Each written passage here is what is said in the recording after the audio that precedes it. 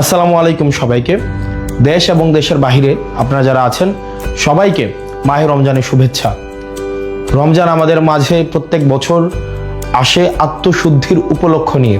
আমাদের যেই জড়া কুরিপু, পরহিংসা, পরশ্রী কাতরতা, রাগ, ক্ষোভ সব কিছুর ঊর্ধ্বে উঠে আমরা যেন আমাদের ইফতার, আমাদের সাওম, আমাদের তারাবি এই প্রত্যেকটি উপলক্ষের মধ্য দিয়ে আমরা যেন আত্মশুদ্ধির উপলক্ষ খুঁজে নিতে পারি।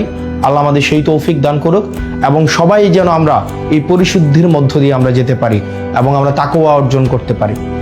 এই রমজানে প্রত্যেক বছর দেখা যায় কিছু অসাধু ব্যবসায়ী সিন্ডিকেট প্রতি বছর এই রমজানের উপলক্ষে তারা দ্রব্যমূল্যকে পুঁজি করে, দ্রব্যমূল্যকে এক রকমের সিন্ডিকেট করে আমাদের সাধ্যের বাহিরে নিয়ে যায়।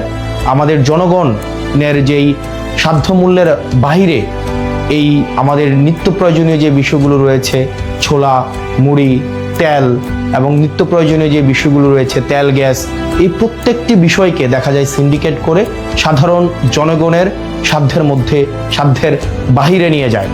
আমরা সরকারের কাছে আহ্বান থাকবে যেন এই সিন্ডিকেট, মাফিয়া, লুটেরা এবং চাঁদাবাজদের বিরুদ্ধে বিগত সময়ের মতো অন্তর্বর্তীকালীন সরকার গত বছর রোজায় যে ধরনের কঠোর ব্যবস্থা নিয়েছে এবং এই নিত্য প্রয়োজনীয় বিষয়গুলো যেভাবে মানুষের সাধ্যের মধ্যে ছিল, এই বছর যেন সাধ্যের মধ্যে থাকে সে বিষয়ে যথাযথ ব্যবস্থা নেবে।